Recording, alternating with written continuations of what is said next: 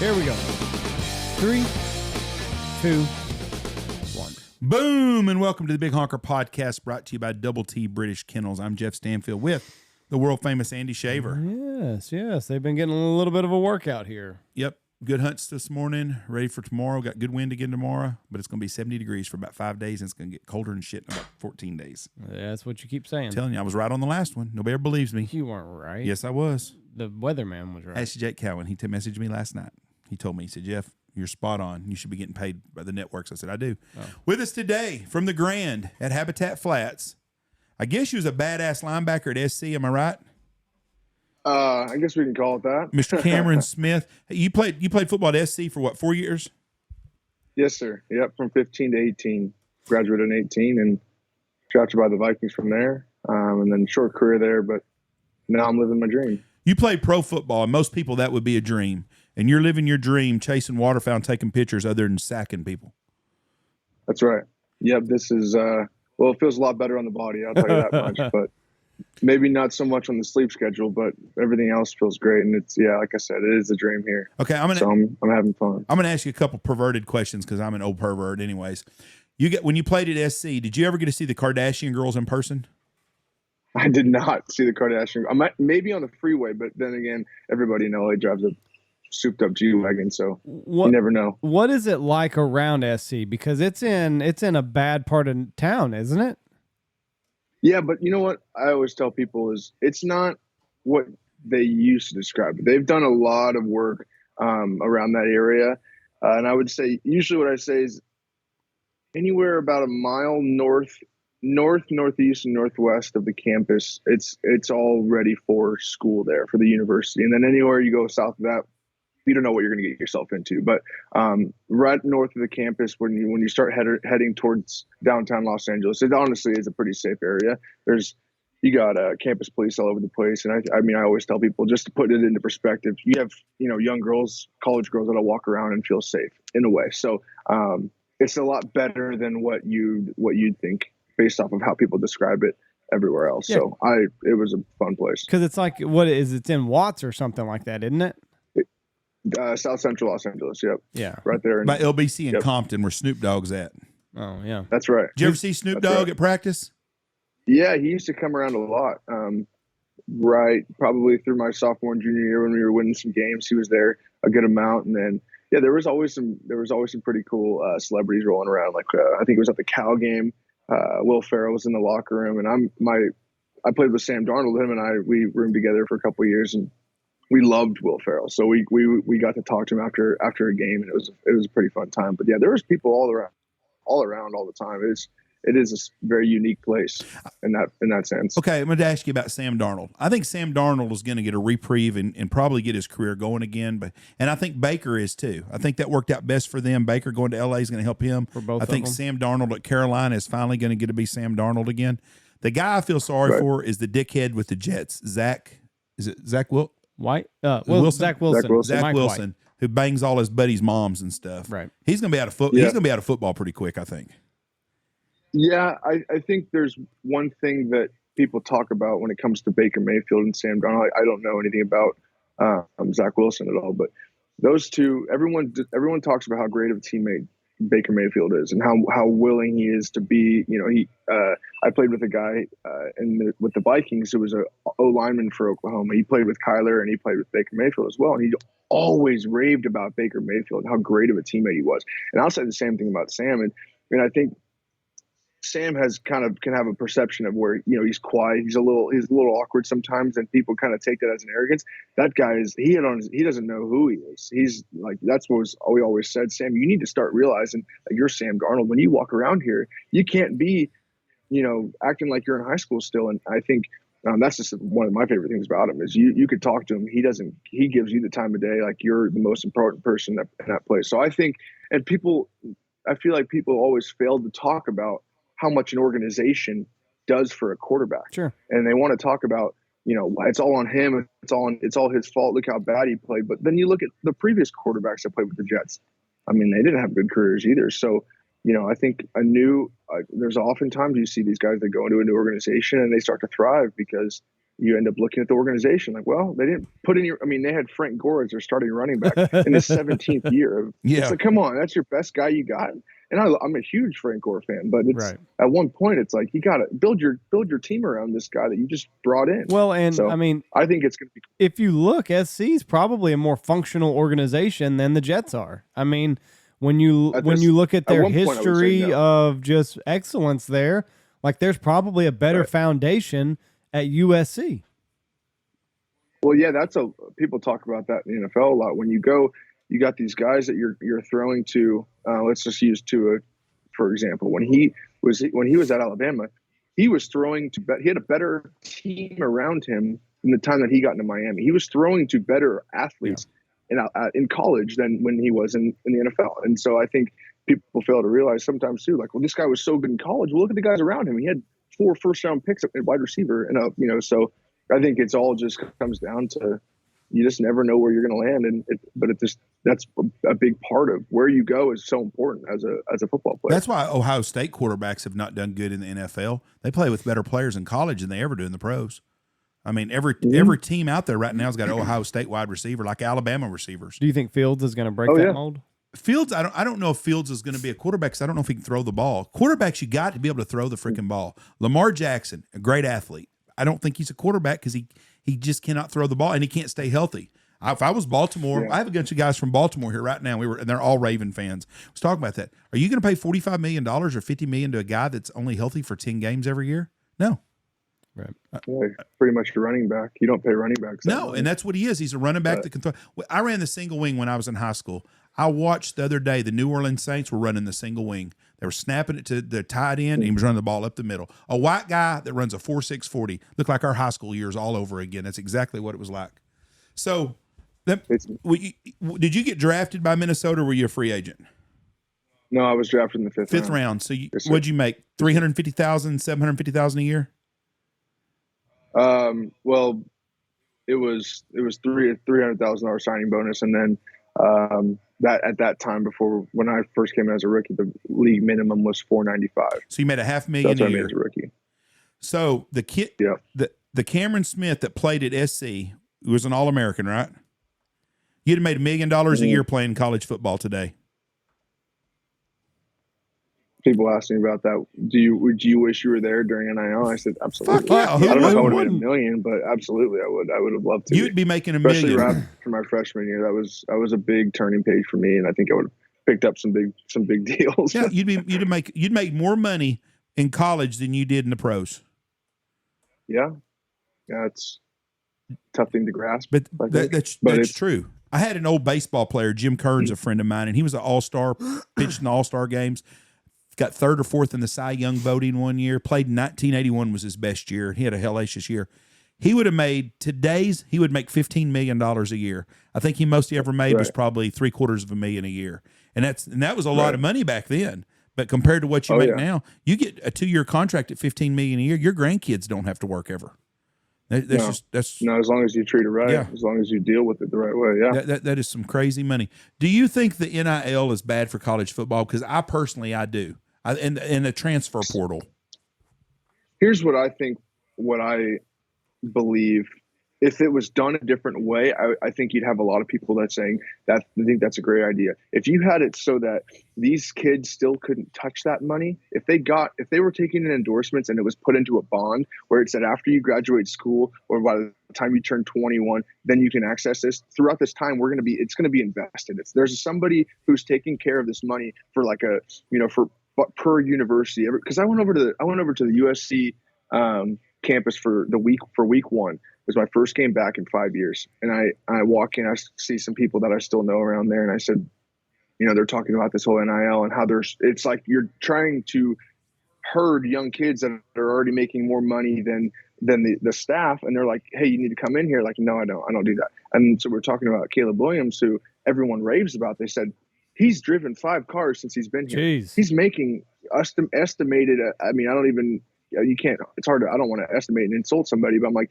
they're estimating this amount of money for a guy. And I'm like, and I still hear he's a great person and everything, but I'm like, it would be really cool if you could look back and say it still didn't affect him as a young individual. It didn't, because I think the best part about college football is the camaraderie.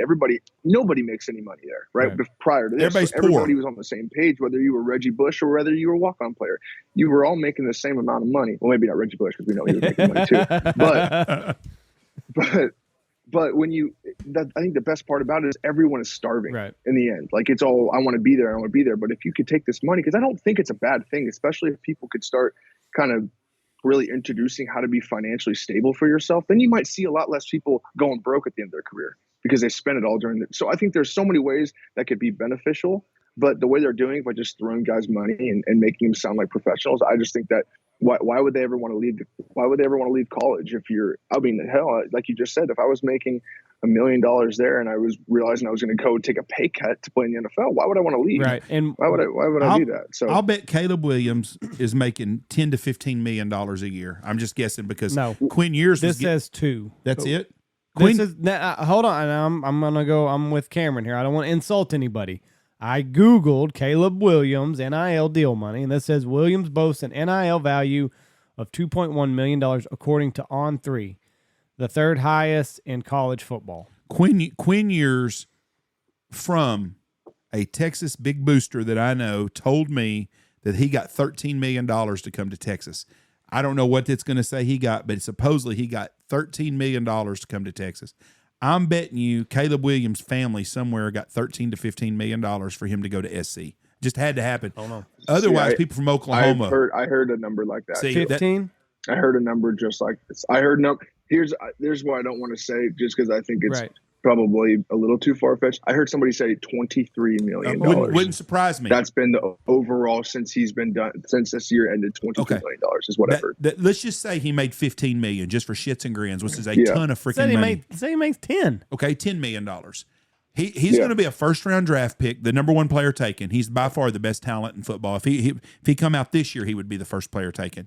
So he's probably going to go to the Houston Texans, or one of these teams is going to get him. Denver Broncos maybe will trade everybody else in their whole deal and trade the franchise for him. But anyway, someone's going to pay him money. He's going to get a first-year contract in the NFL. He's not going to make $10 million his first year with the rookie salary cap, I don't think. No, not even close. I think he'll get a $5 million signing bonus maybe and make $3-point-something million a year.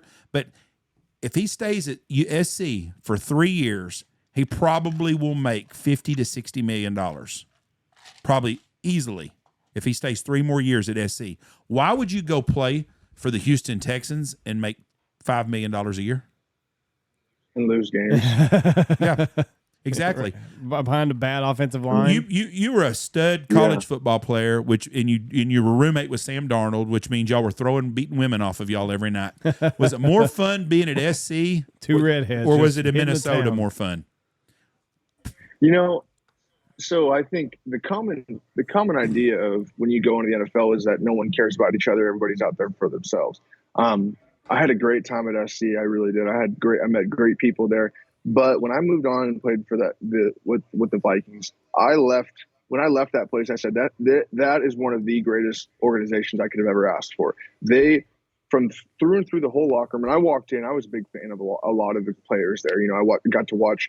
When I was at getting recruited by SC, I got to watch Eric Hendricks and Anthony Barr, and of course when I was younger, I was watching So I was watching Manti Te'o, who was playing with Harrison Smith. So I was a big fan of these guys on defense when I walked in. And so Everson Griffin was at SC before me, a couple years before me. So when I walked in, I was already like, this is cool as heck. And I got to kind of hang around with these guys, and they took me in like it was like I was their best friend, and I felt like.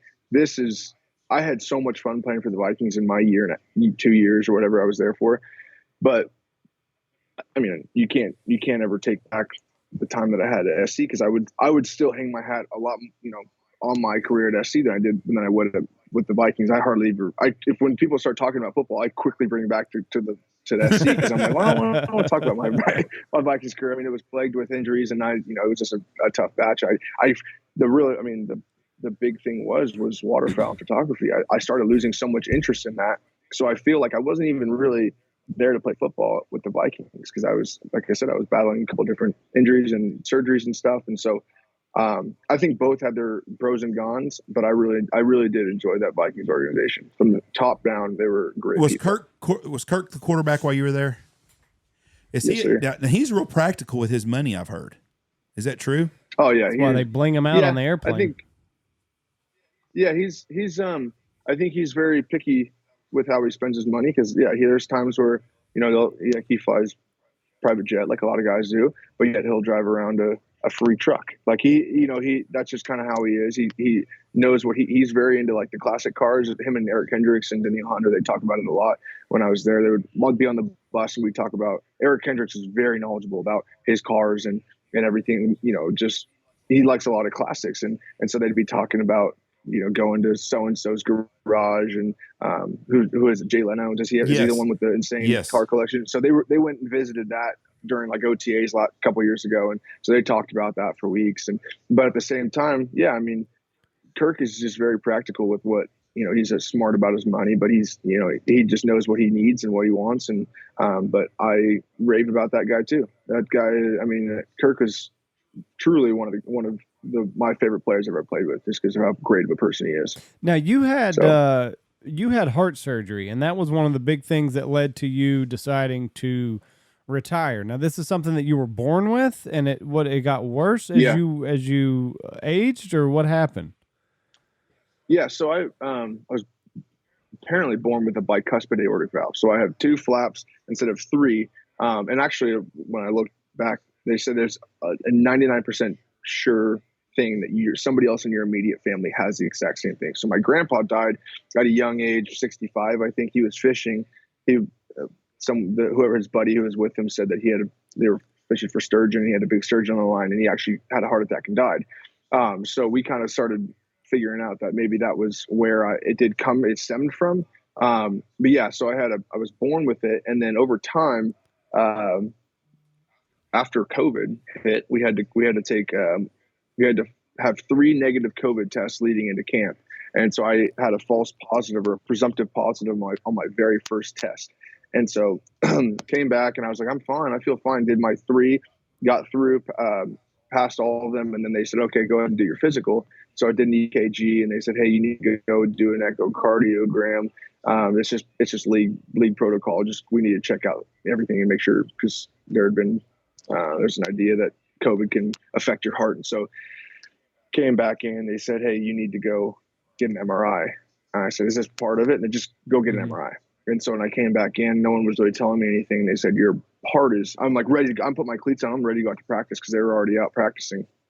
And I walk out there and they're like, no, you can't be here. I go, what? They're like, you need to come in here with me. And so they said, your heart is 3 times the size of a normal heart. Shit. And I'm like, oh, that's interesting. People have always said I have a big heart, but I didn't know it was like that, literally. But it was just over time. It just, as my heart or my valve it had a longer flap on one side. So when it would clamp shut, it would slide down and the blood would regurgitate back into my heart. And the blood was regurgitating back into my heart. So just like a muscle, my brain was telling my heart, we need more blood. So it was pumping and getting bigger and stronger. So that's where it all went. And I was ready to play through it. Honestly, I said, can we monitor this and just fix it after the season? Because I had just had a pretty tough rookie year, but I was kind of building on it, like ready to come in and be an impact on my second year. And like, no, we might look over one day and you'd be dead on the ground. So they're like, okay, well, that makes sense why we need to just do the surgery now. And that's when everything really changed. Did you ever feel like anything might be wrong, or did you just always kind of chalk it up to just a tough workout, or that maybe that's why I can't catch my breath or my heart's beating so fast? Yeah, I actually realized when I'd walk in maybe a little late to something, I was always one of the guys that was like first one in there. I needed to kind of debrief and get myself ready to go, whether it was for a workout or for a game or just even in the morning, I'd show up super early. So if I ever showed up a little bit not on my schedule where I had some anxiety, a little bit of like stress getting there, I walked in and I had this, my heart where it would kind of boom my whole chest and I could feel it in my whole chest and it would like, I think what I understand is it's a separate issue that people actually have. They kind of have, it's almost like it skips a beat and then it catches up. I forget the name of it, but that was the only thing that I ever thought was related to it. And, I always kind of felt like I was out of shape. Mm-hmm. But then I wore a heart rate monitor my rookie year and second year, and you'd see during the middle, decently hard workout, I'd look up and my heart rate was at like 220. So I was like, oh, that's not good. So I'd sit down and I'd kind of get back up, get my feet under me and do it all over again. But I just always felt like I need to work harder. I'm not in shape enough. But yeah, that was the only thing that I ever felt. And even when I came back, I didn't feel like it changed much. That was kind of the saddest part about it. I was like, oh, if I've been playing like this, right, at this level with a malfunctioned heart, I can't wait to see what it's like when it's fixed and ready to go. Right. And it just didn't really ever change. Now, I felt. What do you mean it never changed? Like the way that you, the way that you felt after workouts and stuff, or you just never got anything going? So when I had the surgery, I came back. I wanted to play. I wanted to be what I would assume is the only person to ever come back after open heart surgery, mm-hmm. and to play football, because I know that there's some guys that have done it in like basketball or baseball or something like that. But I wanted to be the first one to play football, and so when I was training after my second year to get ready to come back for OTAs and fall camp, I just never really felt like I didn't feel like Superman, mm-hmm. like I was hoping to be. I thought I was going to walk out and be like, this life is good now. We're ready to rumble. Right. Like this is, I feel like I'm going to have the best year of my life. And it just never really felt like that leading all the way up to the day that I retired. I was like, I don't feel much of a difference, and I don't want to deal with it anymore. I understand what you mean now. How bad was that recovery? I mean, they basically split you open. Not bad at all? It wasn't bad at all. No? As soon as my bone healed, I was ready to go. It took me 3 months for my sternum bone to heal, and then it was on. So, because there's the more like non-invasive through the side, but you go through a lot more muscle and tissue and tendon and stuff like that. And they said, we don't want to do that. We want to go straight down your sternum, because you're still young. Your bone is going to heal nice and strong. So the recovery and the whole process getting back was a piece of cake. Really? I would take that over and over and over again over an ACL again. You've had an ACL also? Yeah, my freshman year at SC, I had an ACL. What is that? Excuse me. What is that like? Like, do you automatically know, oh, that's my fucking ACL? Like, is that something that? No, I actually had a lot of people say they feel it pop like that, but I actually had when I went in, I had a kind of slide. It felt like it just got tight on me. And this was in the middle of, I was in Colorado, playing up there in Boulder. And it was Friday the 13th. Uh-oh. And I was like, I already kind of walked in already like, oh, I don't really like this feeling. But I ended up planning on it, and it kind of tweaked it, and I didn't really enjoy it. And so I went in, had it just wrapped up and taped up, put a brace on, and played the rest of the second half. And then I went in, they said, you had your knee was partially torn for however long. Like, you have so much scar tissue around this ACL right now that I don't know how long it's been torn. So I played a good portion of, or at least I would say my sophomore, junior year of high school into freshman year of high school, until they finally just said, let's just do the knee. I said, okay. Right. So, but that sucked. That was that's a mental game. It's a long process to get back. Yeah. 'Cause that's a year basically. Yeah. I came back in eight months and 3 weeks. Right. But that was right before fall camp. I came back. Like for a guy, like a running back or something like that has to be shifty and cut and all that stuff. You see a lot of times it can take a year. That's what sucks about like Kyler. Kyler went down. Like, he's not going to, it's going to be a long shot for him to be ready. Definitely for camp and even maybe preseason. Yeah. And so much of his job is timing. I don't think Kyler Murray will be it would be at least 2024 or 25 before he's anything. I think he's done. I think Kyler Murray, I don't think he relies on speed. He's a running guy. He's not a thrower. He relies on quickness and running. You don't think so? I wouldn't say he's done. I would if I was NFL GM, I wouldn't sign him. I think you're going to see that entire Arizona Cardinals organization begin to kind of fizzle out. Me too. Yeah. My opinion. I don't think a lot of people talk super highly about Kyler Murray, and I think he seems to be really having his way with the staff and kind of doing his own thing. I bet you see a different organization there in the next couple of years. I'm disappointed. I've been watching the Hard Knocks on HBO, and they don't show any of the good stuff. Like, they fired that coach for whatever reason in Mexico. They didn't show any of that. Were they supposed to go to a whorehouse in Tijuana with him? Is that what he did? Well, I don't know, but I'm assuming he had some fun. No, somebody said he got into it with a bunch of players. Oh, well, maybe they need someone to chew in their ass a little bit. That's what's wrong with guys today. Because they can't take an ass chewing. It shows Kingsbury. It opens the next episode. They play in Mexico City, and then it opens up. Kingsbury is basically apologizing to the team, like, "Oh, sorry, you guys had to deal with that. That's very unprofessional, and like you'll never have to deal with anything like that ever again," and all this other stuff. But they didn't show what happened. So they made it seem like there was like this locker room brawl. Cameron, you're a regular guy. You waterfowl hunt, which means you're a cool dude. You're like everybody else. Did your high school coach chew on your ass when you screwed up? Oh man, all the time. And you were the star of the football team, right? All the time. And you were a stud from your sophomore year on.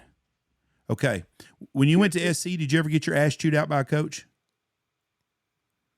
When I was not so much from the head coach. He was kind of more of the good cop, but on the defensive side of the ball, yeah, absolutely. Was Coach O there when you were there? Absolutely. No, he was not. Okay. He left maybe 2 years before I got there. Was what's the guy's name from SC? Jack Del Rio. Was he there? I can't remember who was at SC coaching back then. No. Okay, but no. So it was. Was it an old school coach though that chewed on your ass? Yeah, it was. So Peter Sermon. That's the linebacker coach that I came in to play as a freshman, and he was very, very, very. How do I call it? He was to the T. It needed to be done the right way, and if it wasn't, you weren't playing, and you were going to get motherfucked. Like that was just how it was went. Old school. And I loved. Oh my God, I loved him. He was my guy, and that's why. I mean, there was a big reason why I committed there. But then Clancy Pendergrass came in as the defensive coordinator when Clay Helton took over from Steve Sarkisian, and he was very similar too. He was very much, this is how my defense looks, and if you don't want to do that, then we're not going to have you play. And but at the same time, I kind of felt I tried to do things right. Like I was always that kind of guy who, like, I'm going to try my best. I'm going to do things the right way. I'm not going to get yelled at. Like I don't, I'm two-time captain. I'm not going to be that guy to get yelled at in front of these guys. So I really didn't get yelled at much. It was more of a mutual conversation of like, this is what I see. This is how, let me show you what I see as well. So it was kind of like a teamwork deal towards the end of my career. So I don't really remember getting yelled at too much. But I do actually, I will say this. Hold on one second. I do say that I walked in one time my freshman year. It was fall camp, and I had my hair was all goofed, from sleeping in, like just didn't shower or anything. And Justin Wilcox, I walk in, and Justin Wilcox says, "Listen, motherfucker, you better start showering before you walk in here. No sleepy eyes, none of that. You're a grown man." And I was like, "Oh man, all right, that's how it goes." Like, okay. So I think those are times. But yes, I go ahead. I just wanted to. It should. I think that's the problem we have in the NFL. If you watch NFL films from the 70s and 80s, those guys got their asses chewed out by their coaches all the time. You don't hardly see any of that anymore. Right. They coddle these people so much, but they're coddled from the time they're in high school to college. And I think that's you're going to see more of that. Kyler Murray is an example of that. He's had his ass kissed so long, even flirting with pro baseball to stuff. So it's not like someone's going to get on his ass. And like Nathaniel Hackett, he said, how do you expect me to coach someone that has more bathrooms in their house than touchdowns they've thrown in a season? You're dealing with a bunch of prima donnas, but you can't talk to them no more. Back in the 70s, though, those guys were thankful to be football players, and they needed the money. You know, these guys today get a rookie contract, and now you're dealing with guys who's got millions playing college football. Right. They're not. There's nothing to motivate them. I had a Dallas. I had a Dallas player personnel guy hunt with me 15 years ago. And we were talking about football, and he told me, he said, the problem you have, he says, is you got guys that are busting their ass, that are free agents, 5th round, 6th round, 4th round picks. They're wanting to get that next contract because they hadn't gotten paid yet. They're making good money, but they're not rich. But if they can get that first big contract, they're wealthy, and they'll be set up for the rest of their life. He said, the difference between them guys and the guys that really make a lot of money are those guys that bust their ass through that big contract to get that really big contract, your third contract. And he goes, it's hard to motivate a guy that's got $1 million. Right. You know, and you're absolutely what they say about boxers too. Once it's hard to go out and do all that fucking road work at 3 a.m. when you're sleeping in silk sheets. Like it's just it's not there. That dog ain't there anymore. Who's your pick to win a Super Bowl this year? I am a Vikings fan. I grew up a Niners fan, and when we lost them at Levi's, my rookie year in the playoffs, I lost a lot of respect for the Niners, just out of pure saltiness. I would love to see a Super Bowl in Minnesota. But who do you think's going to win? Those fans would be. But who do you think's going to be in the Super Bowl? I think it'd be fun to watch. Bills are in the AFC, right? Yeah, a Bills Vikings rematch from earlier on this year, where it was the craziest game. That was a great football. What a fucking game that was! Insane. That was a great game. Great game. And do you guys know Matt Williams, guide here at Habitat 5? No, I don't. Okay, so he's from Rochester, New York. He's been guiding here for a couple 7 or 8 years now. I need to stop this transferring over stuff. What's his name? Maybe I know. We met Matt Williams. We met Willie. He runs he has a fishing charter in New York. He's from Rochester, New York. And is he the one that's friends with Arliss up there? But no, I don't. No, he just. I don't know. If you don't, I thought you guys have known him. I think he had talked about you, Jeff, or maybe he didn't. But anyway, we watched that game together, and he's a huge Buffalo Bills fan, and so we were just back and forth, and it was super fun to watch. So if those two ended up playing the Super Bowl, I think it would be a very, very passionate group of fan bases to come in and cheer these teams on. So I would like to see. I think that would be a fun game to watch. I wonder which franchise is more cursed, the Buffalo Bills or the Minnesota Vikings? Oh, Minnesota. I mean, talking about getting a monkey off. I don't know. You're talking about 4 Super Bowl losses for the Bills? 4 Super Bowls. I mean, there's 2 snake bit franchises. Well, I like both franchises. But I don't see Kirk Cousins ever quarterbacking a Super Bowl team, as much as I hate to say it.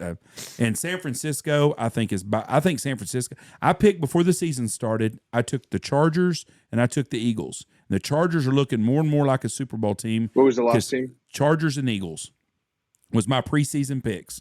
And both of them look really, really good. But I have a feeling now it's going to be San Francisco and Kansas City. Even with Brock, do they roll with Brock Purdy? I don't think they say Garoppolo's coming back. I don't think they change quarterbacks, and I think Brock Purdy is the perfect NFL quarterback for them. He doesn't make mistakes. He throws the ball good. He's Jimmy Garoppolo 2.0. And he's younger, and they added McCaffrey.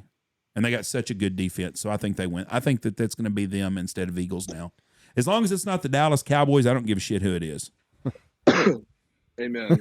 Yeah. Couldn't agree with you. Nobody likes the Cowboys. I would pull for Russia over the Dallas Cowboys. I'm telling you right now, I ain't pulling for the Cowboys. I don't know about that. I'm telling you, I would.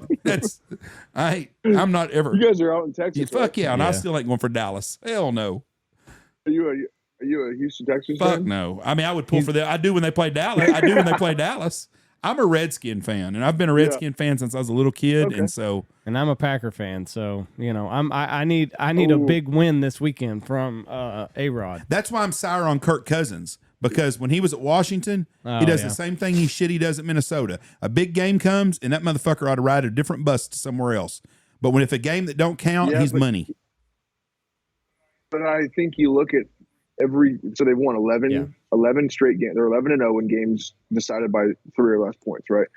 The only thing I think that's going to stop the Minnesota Vikings this year is their defense. They're going to go as far as their defense is going to go. You look at Kirk Cousins' numbers in big games and tight games, he has performed. He's been very good this year. And I think he's been very good. And I'll tell you, from an insider, the last staff and Kirk Cousins, they didn't gel. So when you have a new guy come in, those guys are having fun. They're having a blast over there. And I think they're just as a group of men to come there. They truly, like I said, I've been in that locker room. Those guys truly enjoy each other and want the best. So I think you're going to see a tight knit group if they can. I really hope they don't get a first round bye, other than injuries and helping everybody getting healed. But I don't want them to stop rolling. As soon as you miss a game, you're in a high roll. Those guys are, you can see those teams come out and lose pretty quickly. Yeah, I don't understand that a lot of times, because everybody's fighting for that coveted spot of getting a break, and I understand it's probably healthy for the body, but there's also something for just let's keep this train rolling and not stop the momentum. Absolutely. You want that home field advantage for sure. Yeah, but I know, but I mean, like Green Bay, like I said, I'm a big Green Bay fan. For 2 of the 3 years we've had home field advantage, and we hadn't done fucking shit with it, and we've stopped our momentum. Right. And then we've had to kind of pick it up again, and you always see the first seed plays terrible the first half of that first game. Why does Minnesota this is my thing with Minnesota, and this is a fantasy football deal, but it wears me the hell out. Dalvin Cook is one of the best pass-catching running backs out there. They don't ever throw the fucking ball to him. They used to throw screen passes to him all the time. I think they just try to limit his touches. Yeah. He's such an impact that. And Alexander Madison, he's very good too as well. And yeah, but I don't. So I think you try to give him the ball, and in certain, it's like Adrian Peterson. Like, you don't throw the ball to Adrian Peterson, you hand the ball to him and let him run. Well, and I think Dalvin is very similar. And you don't really need to throw the ball to him when you have a guy who you could throw in a 10-foot radius, Justin Jefferson, and he's going to catch it. That guy's amazing. I mean, he should be MVP this year, right? He might be the greatest wide receiver to play the game ever by the time he gets done at the way he's going. I'm going to be pissed if it's quarterback this year. It should be Justin Jefferson by a mile. Who else? Who do you think? Here's the thing with me, with the most valuable player, and this is what I was discussing with somebody about Caleb Williams and the Heisman, is if you take these two guys, if you take Justin Jefferson off the Vikings, that team is horrible. Right. Yes. Or let's just call it very average. A very average team. This guy, every single big play he is making, he is solely contributed to this team, this Minnesota Vikings team. Therefore, I mean, look at the Patrick Mahomes. Regardless of where, like, the Chiefs have been good without him. I know it's a little bit different of a year. He's a heck of a player, but if you want to bring out a person who's really changing the whole way an organization can play football and how they're winning games, it's Justin Jefferson. This team, if you take him off there, you're looking at him like, these guys. They're the Chicago Bears or the Minnesota or the Green Bay Packers, because the Bears are a team without a receiver. He's making everybody around him. He's making Kirk Cousins look like a damn near Hall of Famer. Have you noticed? Justin Jefferson. Have you noticed since T.J. Watt started playing, the whole Pittsburgh football team plays better just with him being there? I swear that fucker's playing quarterback for him too, because when he goes out, they're better. The Watt family, is that the most prestigious NFL family? What about the Diggs? I mean, you got the Diggs too. I don't know how many Watts there's. How about the Barbers, the Tiki and Rondé Tiki Barber? And Rondé. What about the Matthews family? Oh, that's untouchable. Yeah. You got Bruce, two Clay, dads and boys all the way down. Yeah, I forgot about the Matthews. That's untouchable. And I think the Manning family is mainly held by Peyton. I mean, let's call it what it is. Yeah. You know, they're a football family, but Peyton did most of the legacy work. Eli Manning was no better than Phillip Rivers. Better circumstance, but I think Phillip Rivers is a better quarterback than Eli Manning. Yeah, but he's got 2 Super Bowls. So what? And that's always an argument that you say. Well, why does it really matter? Because you look at who's the Hall of Famer that never won a Super Marino. Bowl? Dan Marino, one of the greatest of all time, has never won a Super Kelly. Bowl. So Trent Dilfer. Jim Kelly in the Super Bowl. Yeah, in the Hall of Fame? Yes. Trent Dilfer won a Super Bowl ring. He's not a great quarterback. He was a good quarterback, serviceable. Brock Purdy will be on that list probably come February now. A rookie quarterback that's going to win a Super Bowl. You watch. He's really good. So did you always have like a love, a passion for photography, or is this something that you fell into while you were playing also? So when I was at USC, I got very little chances to go hunt. And one second. You're good. I got very little chances to go up and hunt. So I did a lot of my quote unquote hunting on YouTube, on Instagram. I just would go around and see everybody and see what they were doing. And I really fell in love with how people were able to capture shots of just very unique kind of niche little pieces. And so as soon as I started making a little bit of money, it was right when I was training for the combine. We'd get a little stipend check, and I bought my first camera then. So it was right after I graduated from school is when I kind of really committed to it. I took a film class at SC and just to learn and kind of see what it was all about. And then I took my camera up north and started kind of playing around with it, and then really dove into it. I was like, okay, I can do this and understand the concepts a little bit. And then I really started becoming like a student of it and following a bunch of different industries and all these photographers and watching countless YouTube videos of techniques and the whole kind of different realms you can take it in. And so I just fell in love. And I think my year of open heart surgery is when I really found out this is what I would rather be doing, because I was hopefully no one from the Vikings listens to this, but I was chasing ducks while I was supposed to watch the film. They still gave me homework to present to the linebackers, and I'd be like, okay, well, I'm gonna hunt Tuesday, and I'm gonna go take pictures in the afternoon here and do all this, and so I needed to find a way to do that, but I really half-assed it because I was so much more invested in this piece of my life, and to the point to where I said, I don't want to play football anymore. I want to go take photos and chase ducks. So. And now it's growing to, I've been in touch with the Vikings photographer, Andy, who I was there with, and he is incredible. I mean, his ability is, his talent and his techniques and everything are top notch. And so I reached out to him and said, hey, can I come do some assisting or come learn from you and kind of pick your brain on your workflow and everything. So that's really where my life is at right now, where it's like, I'm so eaten up by this photography stuff that it's all I want to do. And I'm willing to get in the end, I was willing to give up something that I knew the most about just for this life here. And I'm loving every bit of it. I've seen some of your work, and I mean, you've got an eye. I cannot stand the pile pictures and all that stuff anymore. Like, it's played out, gosh. It's over, it's done. It was cool 3 or 4 years ago. Now, I will still throw up a pile picture if it means something to me. Like today, I hunted with 2 of my best friends today, and we shot some cranes. We had a good little shoot today. I would probably post something like that because it means something to me. But just your everyday, here's your pile picture. It's played out and it's boring to me.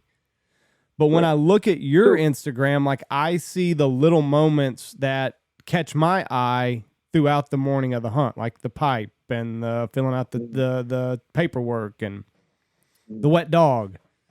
So that's the thing that draws me to your style of photography more so than, all the other shit that you tend to see on Instagram.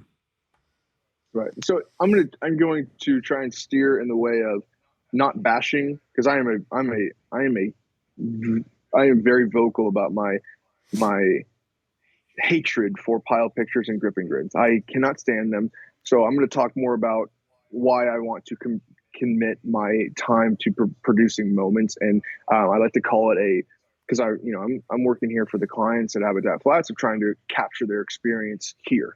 And I like to say I want to produce a different perspective of your own memories, right? The way you don't see yourself in this moment, but I do, and I'm going to capture those moments for you. So that's where I look at, like, what are the little details that you're going to walk away from, and you might show your picture of, look how many birds we shot, but then you're like, okay, well, what's the story behind it? And most people are like, that was a good hunt. I mean, we hunted here, but you only have your own memories and your own pictures of what you took from that day. But what I like to do is I'm here to capture those so that when they say, what's the story behind this? I hand you a book, or I deliver you a book that has all your memories. You can go, here's the story. Here's what we did this whole trip, and here's how it came out. And because in the end, being here at Habitat Flats or any outfit or any guide service, you can never guarantee ducks. Right. You can't. It's impossible. If you're doing it the right way and you're hunting these birds that are flying around on millions and millions of acres or wherever the hell they want to go, you cannot guarantee ducks. All I can guarantee you or try to guarantee you is a lifetime of memories to bring back and share with people, and a hell of an experience. That's all we can really guarantee. So that's what I've been, my goal is being here is trying, and hopefully, my goal is to branch it off into different industries. I'm looking for big game outfitters and guides that want to do the same thing, replicate, give their clients an even better experience. Cause like I said, you can't guarantee this guy's going to come in and fill his tag. So we can guarantee you, try to at least, you're going to take something home regardless and say, here's my story. Here's what happened. And this guy, I didn't have to worry about my phone taking out a crappy little iPhone photo. I had a guy here who followed me around, sitting by the campfire with me, sitting by the lodge with me, watching us all work up this hill, busting our ass. And I get to look back on it and see someone captured it in a better way than iPhone. So I could not agree with you more that the grip and grins, the pile pictures are so negative for the hunting industry, in my opinion, because you see guys, not anti-hunters, that come in here and they say, this is all I see. Guys showing their success of what they killed. So, and I know people have different perspectives on it, but there's so much more story to tell of what we are like as a hunter than just showing our pile pictures, because they don't know most people don't know what the numbers of our geese are or ducks are. So when you see 30 greenheads laying at your feet, they're like, oh, that looks like poaching to me. It's like, because they just don't know. But I mean, that's just, I do have a strong stance on it, but I don't, I know people have different beliefs on it, but I mean, to me, I just think there's so much more to this world, this industry that we're trying to keep going. Well, everybody, the waterfowlers, we love misery. I mean, if it's the colder and wetter and snowier it is, you're going to have a line at the boat docks that morning. So like, absolutely, waterfowlers, they love the misery, and that's where the story is. The story's in the grind. That's right. The guys that post just pile pics, they're going to say, well, it's because we're shooting 100 stacks and you're not, and that's why you don't like them. I grew up, my business, we grew up shooting 100 stacks all the time. It wasn't about the stacks. And as I've gotten older, I've realized it's the story behind the stack. You can take your stack of 100 deals, but if you're killing 100 birds, you got a lot of great content you're not taking that's important. It's a story that tells. I got a picture in here of a duck band that's got a pellet in it, a piece of shot in it. That tells more story to me than 100 pack, just because it's really, how often does that happen? That is a cool picture. That's right. Lee Cho's come out and did a bunch of dove hunting pictures with us this year. Really neat stuff. But he took the essence of what happened and took the pictures of it. Well, that's what's important. And photographers are the neatest in this business right here. The most interesting people we ever have on here are guys that are photographers. I don't know if they get it more than anyone else do. I don't know if it's the patience they have, but it's just y'all are a unique fraternity of guys that do it. But every one of you guys are the kind of guy that if you had to be in a foxhole with someone, you would want there defending you. Every guy that's a photographer I know has that kind of character, and it just says something about y'all. But to take a picture of the content tells more of a story than a big picture of just what the end result is, and people like that. I think people have gotten away from the pics. I think it's like a video of somebody just raining out, killing a bunch of birds. That's not as important as it was 10 years ago. No, it's not. But it's also, I mean, I feel like in a way today, you can argue this with me, but I feel like it's way more challenging in today's world to go out and shoot a pile of ducks, where back in the day, it seemed like everyone just talked about it, or they say, it's not like it was, back then, where you used to just throw out 6 decoys and half-ass blow your duck call and they'd pour in. Maybe it's just the pressure. Maybe there's just, we've committed so much more technology and techniques into doing it today that they're getting smarter. These ducks are getting smarter, whether you want to argue it or not. I mean, to me, I think it's like you watch them fly by. You're like, you guys all have a meeting before you wake up in the morning. What's the deal? Because you guys know, I mean, they've been nocturnal here since the full moon. I'm here in Missouri, especially at the Sumner Lodge. We hear all about how there's 100,000 ducks on Locust Grove or whatever it is, and we don't see a duck fly the whole day. And then right when shooting time's over, you see waves and waves and waves, and you're like, this is ridiculous. I mean, how do they understand? It's like, well, you guys, we hunt the same place every single day, and their only job every day, for every single bird is eat, stay alive, survive, and breed. And so I think it's just one of those ways of how do we keep it going. And that's, I haven't had the opportunity to hunt as much as in my life, as much as I'd love to, because of football. It's always been the number one priority. So I'm sitting here like, I hope that my whole life we are able to do this. And I'm, in any way that I can speak about it, I want to make sure that we have people that are willing to keep it going, because it's a special thing. You said something that's really made a lot of sense. I lived that life. The 4-duck decoys. I grew up in the late 70s, early 80s hunting with my dad all the time. I've got a pair of Victor decoys in there, the heavy-ass plastic decoy. If you threw one and hit someone, you could kill someone with one just about flat. I hunted over them in 1982. We had a horrible polar vortex, and we froze up for about 2 weeks down here. And them things were flat bottom, so you could stick them on the ice. We shot so many ducks over them over those 2 weeks, and that's all we used for decoys. Couldn't blow a call to save my ass. I still can't blow a call any good. We used 4 decoys, and we killed anywhere from 30 to 50 ducks every day. 4 of us did, or 3 of us, however many ever hunted, every single day, because the birds didn't have the pressure on them.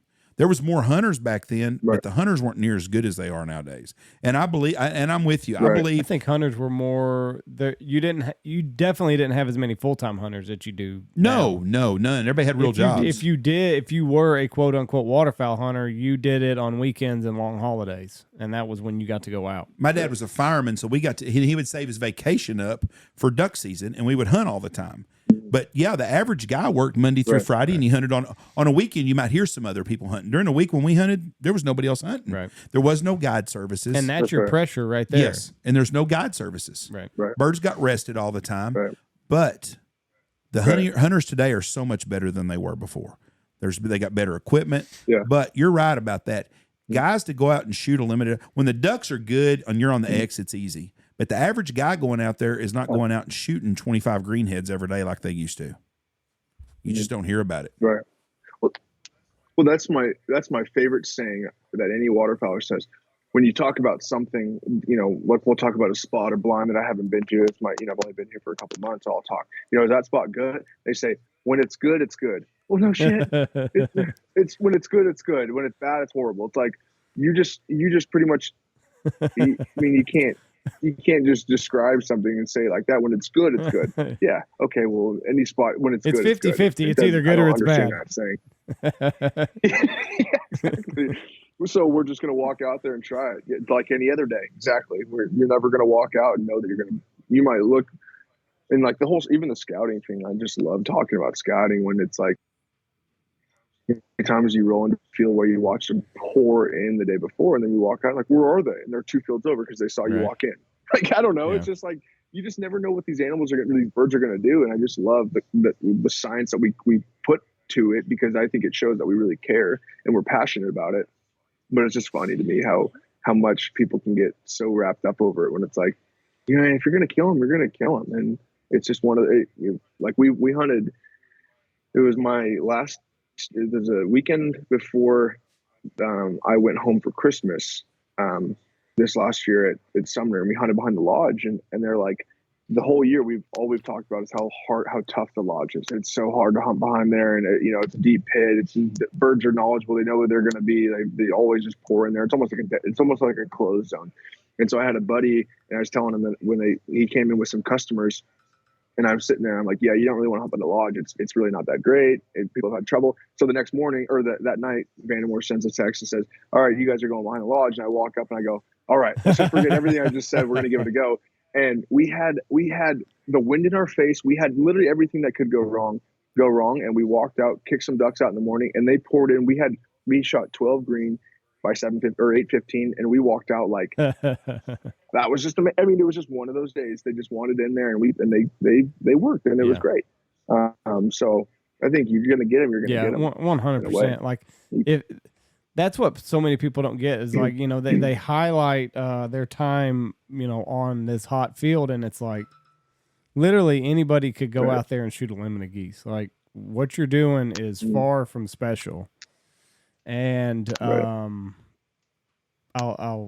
skip that. But but the days that you do have something to kind of puff your chest out about are like, when you went behind the lodge and you've known like this is a day, we haven't done very good here all year long, and the wind's in our face.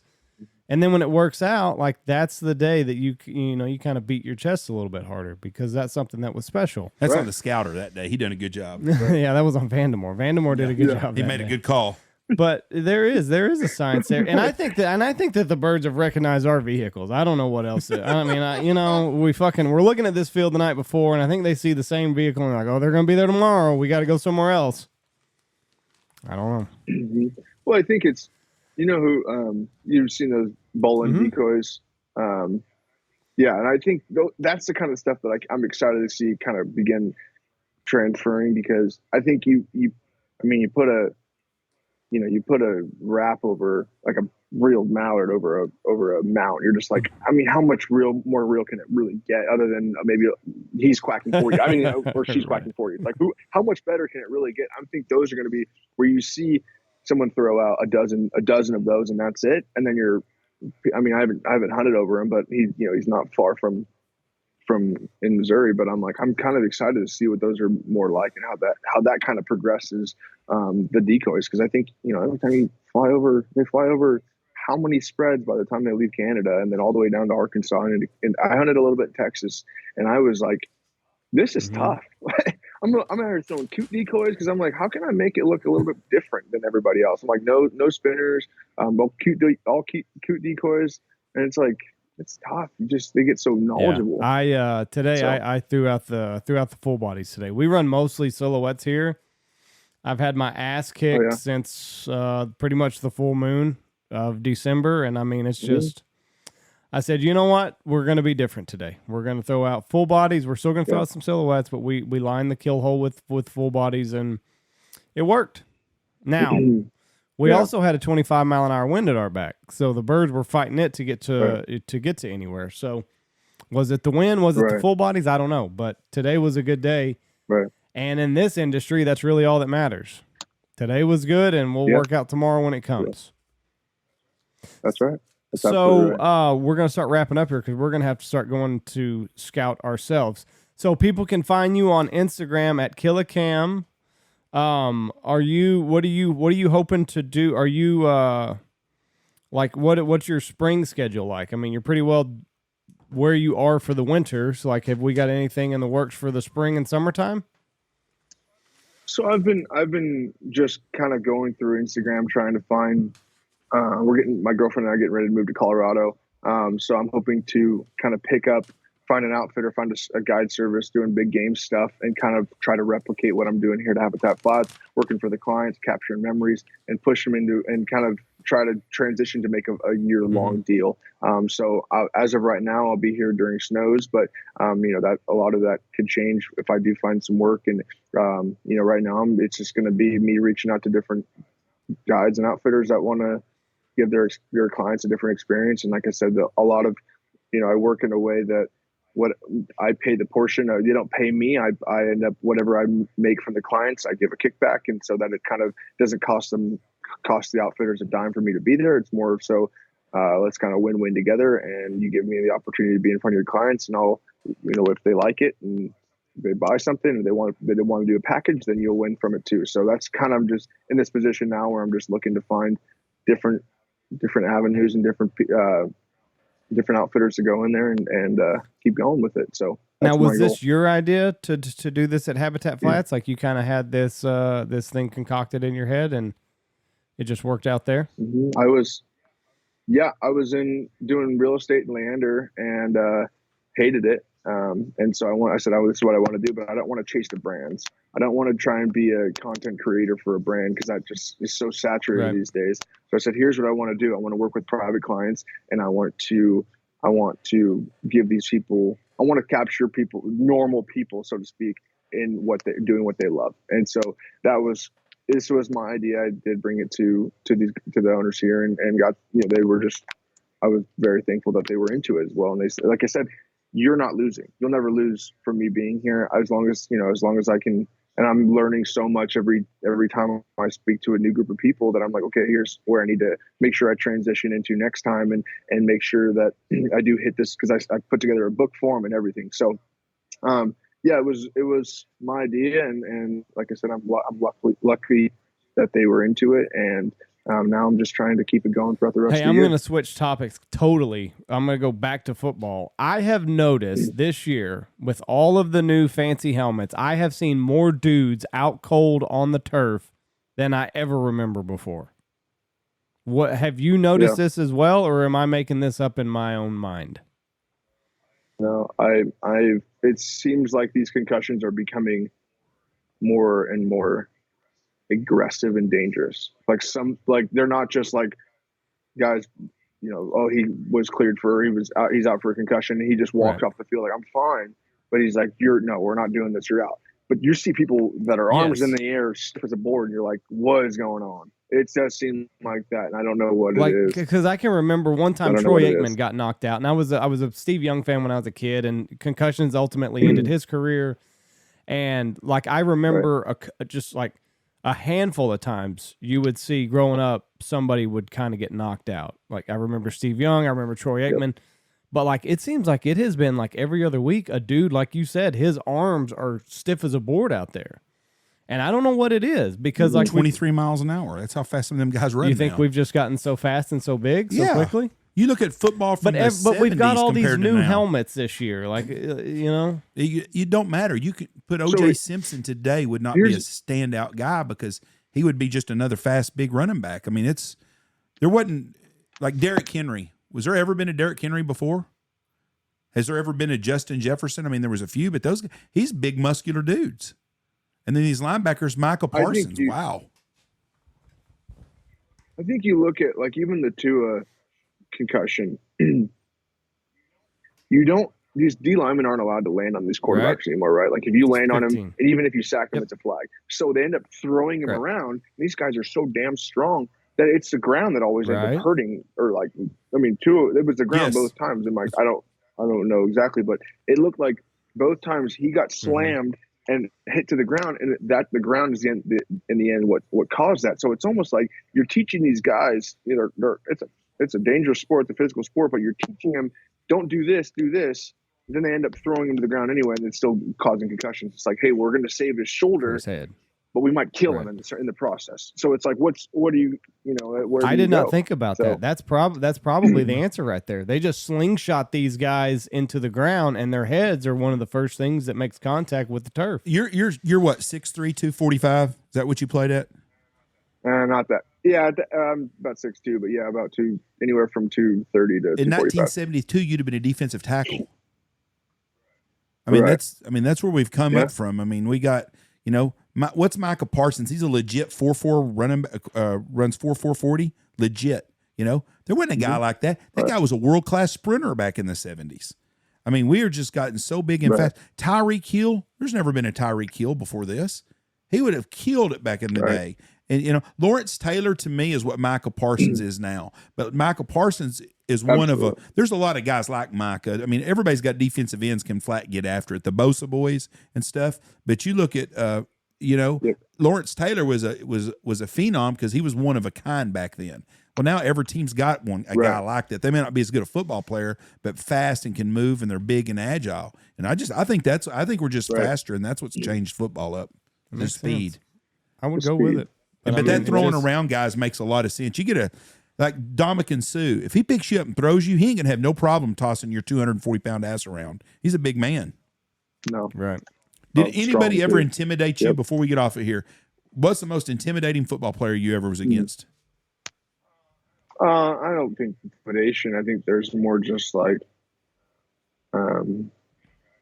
guys that want it a lot. They're very ready to go. I think, especially like in preseason games, you see like in the fourth quarter, a guy who's getting his first rep on kickoff, and he's just fired up, like foaming from the mouth. Those are the guys you're like, here we go. This guy's going to give me everything he's got. Where you just, that's preseason for this guy's working for his kids and his family. And it's like, hey, that's just part of it. But and that's where I realized, okay, I'm kind of over this now. If I'm looking at this guy, I'm just like, here, like I would love to be on the plane going home, and this guy's screaming at me at 10:30 at night. I'm like, all right, this guy wants it more than me. there's nothing I can do about it. It's our 15th kickoff of the day, and he's screaming at me like, let's go. I'm like, all right, get me on the plane. I'm ready to go home.